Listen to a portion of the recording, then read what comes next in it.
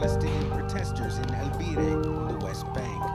This was the day of rage Palestinian leaders called for to protest Israeli policies on the Temple Mount, or the Haram al-Sharif as it's known to Muslims, side of the Aqsa Mosque. As long as we don't have Al-Aqsa and don't have a country, vows protester Noor, we'll stay here and fight this intifada. Israeli forces fired volley after volley of tear gas, while trucks sprayed copious quantities of what's known as skunk water, putrid-smelling, chemically treated home-such attacks. Outside the Israeli settlement of Kiryat Arba in the West Bank, a Palestinian man was shot dead after he tried to stab a police officer and grabbed his weapon. In Afula, an Israeli town just north of the West Bank, an Israeli Arab was shot multiple times by off-duty security personnel.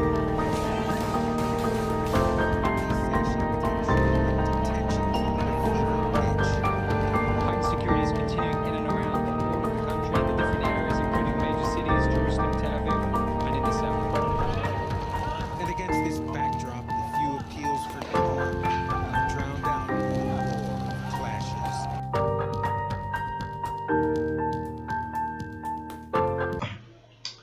Good morning, and our topic is Israeli and Palestinian conflict. And ako si Vincent, and ako magdi-discuss kung ano nga ba tong dalawang bansa na to. So first, Israel. Israel is a Middle Eastern country on the Mediterranean Sea. It's guarded by Jews, Christians, and Muslims. So, and Palestine naman ay Palestine typically referred to the geographic region located between Mediterranean Sea and Jordan River. Arab people who call this territory home have been known as Palestinians since early 20th century. So first, i-explain ko kung ano ba yung Israel. So Israel, located daw siya sa Middle Eastern country sa Mediterranean Sea. So, yung mga naninirahan dito yung mga Jews, Christians, and Muslims. So, balit territory nila to, or ito yung country nila. So, second naman ay yung Palestine. So, dito naman, referred sila madalas sa geographic region na nakalocate sa between Mediterranean Sea and Jordan River. So, mga nasa gitna ng dalawa na yan. So, mga naninirahan naman dito yung Arab people. At ayun, basically, yung Palestine ay Arab people. Ang pinagkaiba lang kasi nga kaya sila tinawag na Palestine kasi nakatira sila dun. And yun, nakilala sila bilang Palestinians no early 20th century pa. Pero Arab lang din sila. So, how did the conflict start? The history of Israeli-Palestinian conflict began with the establishment of State of Israel in 1948. This conflict came from the intercommunal violence in mandatory Palestine between Israelis and Arabs from 1920 and erupted into full-scale hostilities in 1947 to 1948 Civil War. Okay, so nagsimula yung conflict, okay, when the Israel established their own state.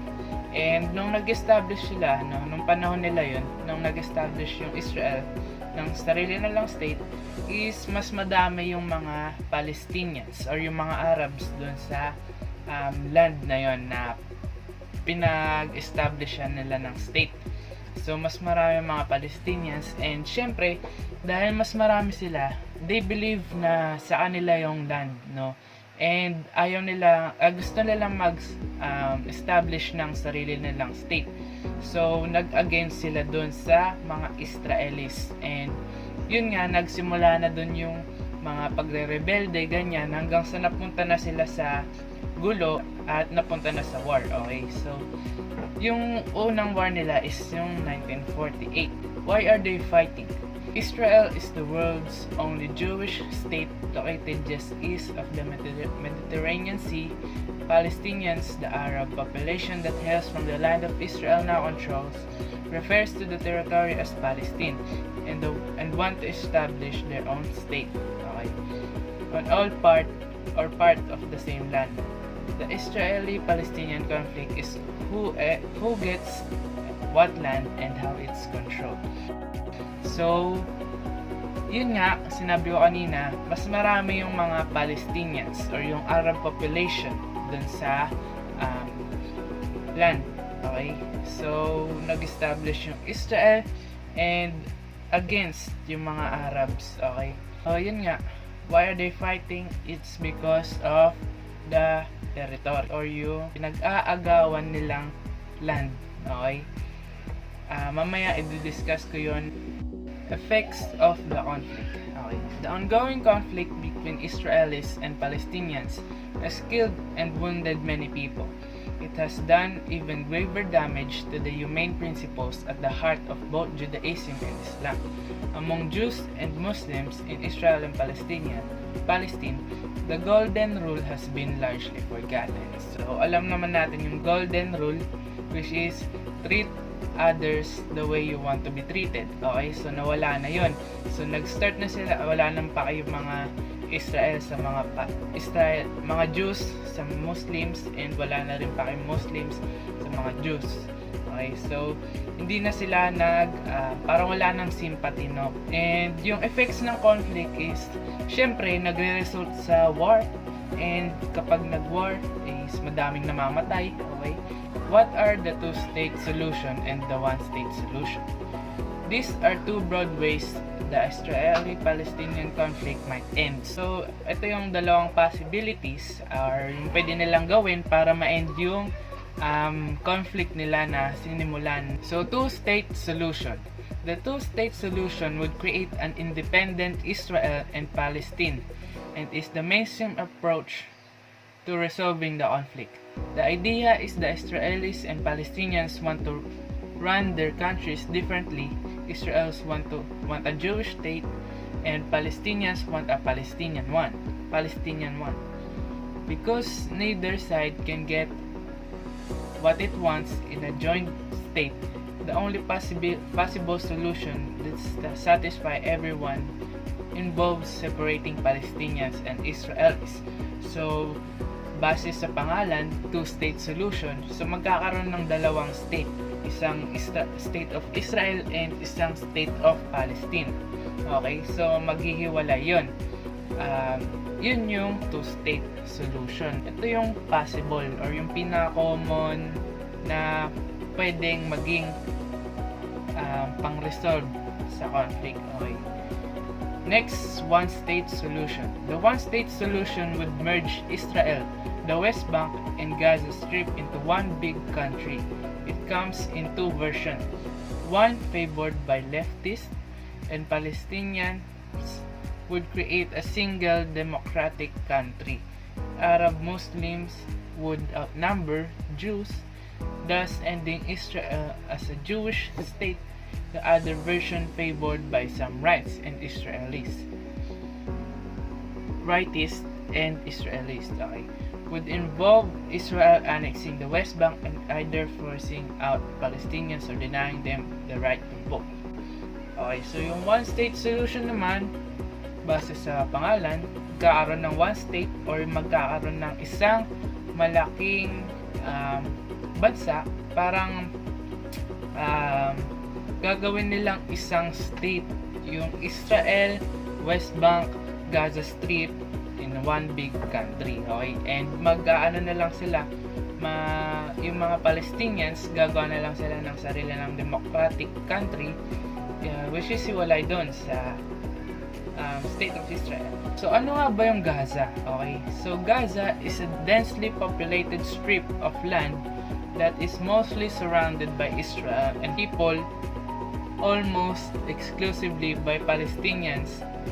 Israel used to have military presence but withdrew unilaterally in 2005. Is currently under Israel blockade. So yung Gaza, kaya siya sinawag na strip kasi pahaba siya. Okay, so Gaza Strip, densely populated and mostly syempre sa mga Israel. Okay, so Israelis yung mga nandito. Okay, so minsan lang makakita ng mga Palestinians or kakaunti lang yung mga Palestinians na nandyan. So meron silang dyan, ginawa nila yung base or military base, but they withdraw on 2005. So ano naman yung West Bank? The West Bank is a chunk of land east of Israel. It's home to nearly 3 million Palestinians. Okay, so 3 million. Okay, so sila yung sabi nga kanina, sila yung nag-hail sa land na yon, di ba? And kaya ayaw nilang mag-agree sa State of Israel kasi mas marami sila no?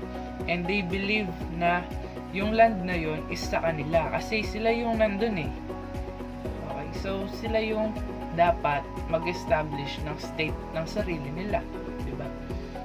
And would make up the heart of any Palestinian state. Israel took control of it in 1967 and thus allowed Jewish settlers to move in, but Palestinians and most of the international community considered it illegally occupied Palestinian land.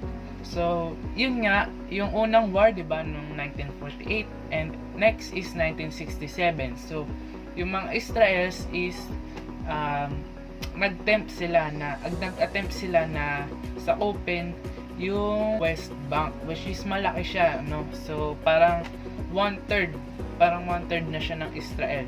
Kung makikita nyo lang kanina sa picture, okay, malaki yung West Bank, mas malaki siya kaysa sa Gaza Strip. So i-finorcely nila na sa open tong West Bank, yung mga Israel, and yun nga, yung mga Palestinians is kinonsider nilang illegally occupied land. So ano nga ba yung peace process between these two countries? No, kailan kaya mag-end to? Kasi napakatagal na no, noong 1920 pa nagsimula. Okay, so yun yung unang conflict, no? So 1948 yung unang war, pangalawa is 1967. So hanggang ngayon may conflict pa rin sila, mayroon pa rin mga maliliit na conflict, ganyan, ganito. So ano nga ba yung peace process, no? So Oslo is an ongoing American mediated effort to broker a peace treaty between the two populations. So yung Oslo is yung unang trinay na, or yung pinakaunang trinay. Hindi naman pinakauna, pero parang siya yung ongoing. Okay, ngayon, ongoing peace process. Okay. And yung dalawa na yun, yung two-state solution, one-state solution, is parang possibilities lang siya, no? And itong Oslo is yung sinimulan na siya. The 1993 Oslo Accords that kick it off. The peace process is an ongoing American mediated effort to broker a peace treaty between Israel and Palestine. The goal is a final status agreement. So, ayun nga. So, yung Oslo is yung pinakaunang kick off, or so yung unang pinaka-trinay. So, yung unang trinay. What will happen if this peace process fails?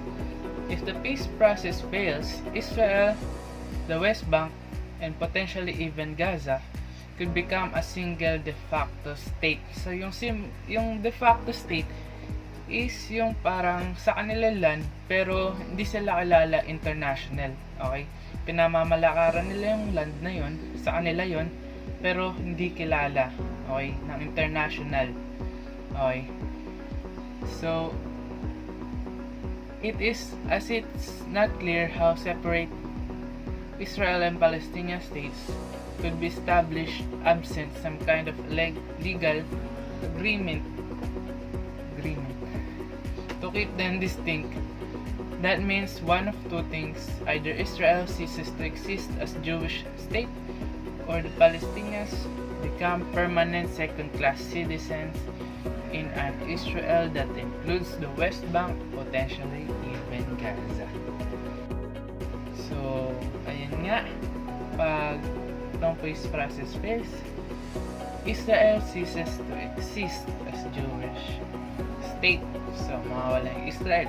Okay?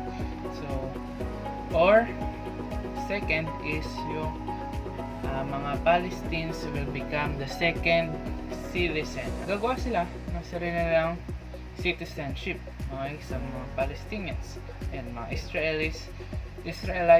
So yung mga yun, okay, so pag na-fail yung peace process. So ayun guys, ang pag-uusapan natin ngayon is kung ano yung buong tinutukoy ng aming report or yung summary. Number 1, the conflict is not about religious one, but rather more about land.